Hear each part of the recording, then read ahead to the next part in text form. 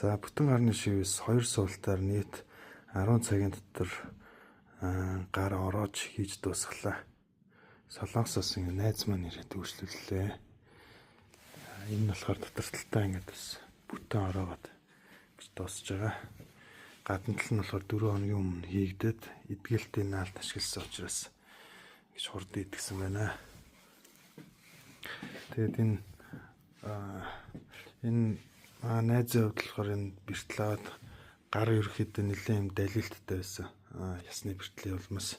Тэгээд яг энэ шивээсийг энэ доотлын бичгэн шивээсийг хийснээр болохоор энэ далилт нас мэдэгдэхгүй болсон маягтай.